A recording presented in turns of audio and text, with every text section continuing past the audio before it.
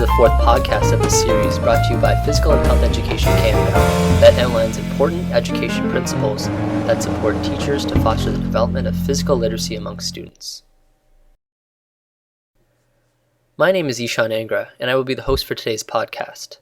The podcast was developed by the Centre for Healthy Development through Sport and Physical Activity at Brock University, located in St. Catharines, Ontario, Canada, in conjunction with PHE Canada and Sport Canada. Individuals who are physically literate move with competence in a wide variety of physical activities that benefit the development of the whole person. Quality physical education programs provide one of the most effective ways to foster the development of physical literacy amongst children and youth. Over the next several months, we will be examining various teaching strategies that educators should consider when fostering the development of physical literacy amongst their students. Using the acronym EDUCATION, we will examine one teaching strategy per podcast that highlights important pedagogical strategies that can help teachers implement a quality physical education program with physical literacy in mind. In today's podcast, the C in education will be our focus. In our education acronym, the C stands for character. Physical education provides opportunities for children and youth to interact together. Whether it is by playing games, practicing gymnastics or dance routines, or hiking through nature together, physical education requires students to work together. As a result, it provides the ideal venue to foster character development through the development of life skills. Life skills are a set of skills that people use to effectively deal with life challenges.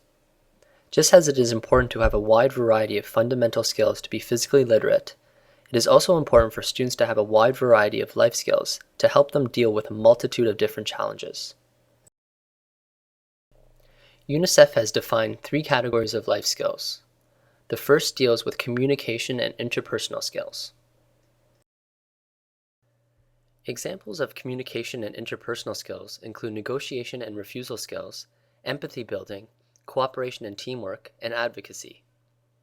Life skills are best taught by doing. Hence, physical activities provide a unique way for participants to practice using life skills, so they are better able to transfer these life skills to behaviors outside the physical activity environment. Consider the following example of how a cooperative game can be used to foster interpersonal skills. The following example of a game for communication and interpersonal skills is called blanket toss. In this game, teammates start off by seeing how many times they can toss a ball into the air using a blanket and then catching it with a blanket. Teams can see how many times in a row they can successfully throw and catch the ball without letting it drop. Once teams are ready, instructors can then modify the game so that one group attempts to throw the ball to another group who tries to catch the ball. Teams can then see how many times they can catch the ball between them. An increased challenge is after each successful attempt, teams move 5 steps farther away from the other team. Members of the group soon realize that to be successful and to improve on previous attempts, the entire group must cooperate and work together as a team. The next category of life skills is decision-making and critical thinking skills.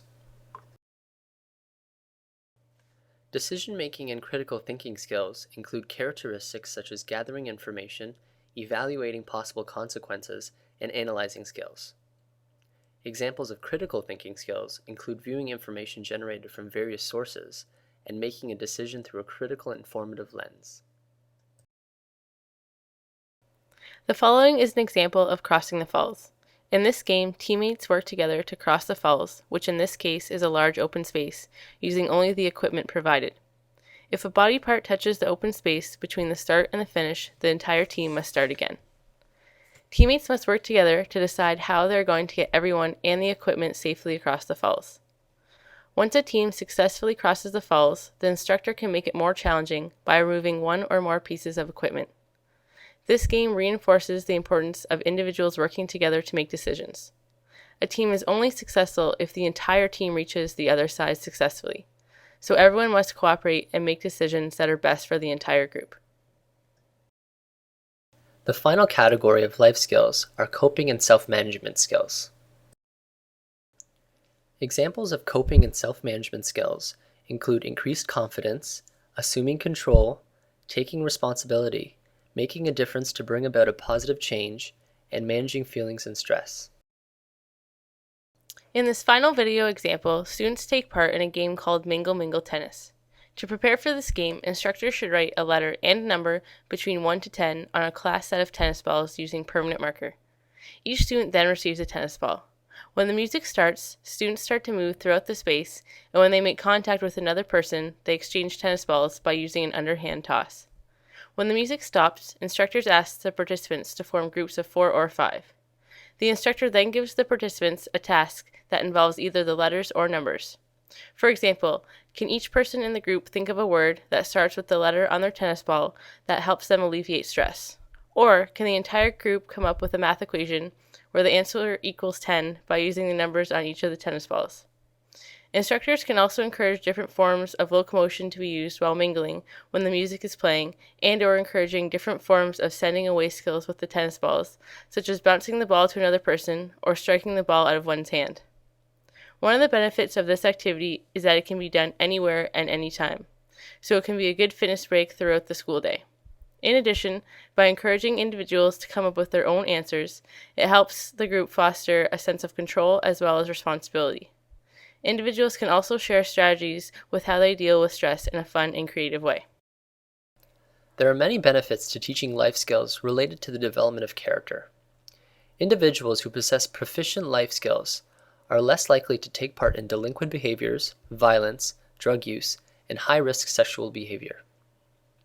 They are also less likely to be isolated and rejected by their peers, and are less prone to emotional disorders. Life skill competence is also related to increased social adjustment, self-esteem, academic performance, and pro-social behaviors. These and other character benefits within sport are identified in Positive Youth Development and Physical Activity Settings, written by Dr. Nick Holt from the University of Alberta. Throughout the 10 chapters, many examples are given surrounding the role that physical activities can play to assist in the development of leadership, peace, positive relationships, and inclusion. A variety of different physical activity settings are provided to demonstrate that the promotion of life skills that build up students' character may be developed across diverse physical activity settings. The development of character through the attainment of life skills is consistent with almost all physical education curricula across Canada. British Columbia's physical education curriculum includes a curriculum strand called Safety, Fair Play, and Leadership. Within this area, students learn skills related to encouraging others of all ability levels, peer helping, and respecting diversity. This curriculum will also be adopted by the Yukon Territory.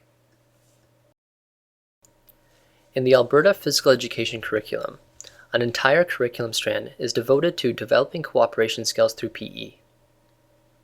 Students from kindergarten to grade 12 are expected to achieve outcomes related to positive communication, fair play, leadership, and teamwork. In Manitoba, a personal and social management stream within the physical and health education curriculum focuses upon the development of skills such as goal setting and planning, decision making, problem solving, conflict resolution, and stress management. In Ontario, the new health and physical education curriculum identifies living skills as a curricular strand which transects each of the other curricular expectations.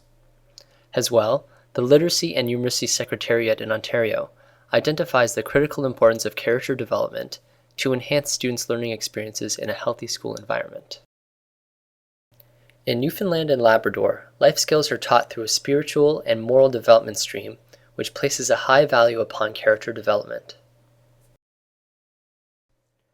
Other examples of physical education curriculum addressing the development of character include Saskatchewan, which includes expectations related to personal, social, and cultural perspectives, Quebec, which stresses the importance of cooperation as a curricular expectation, Nova Scotia and New Brunswick, which both identify valuing, and positive interpersonal skills are identified as key curricular outcomes for Prince Edward Island, Nunavut, and the Northwest Territories.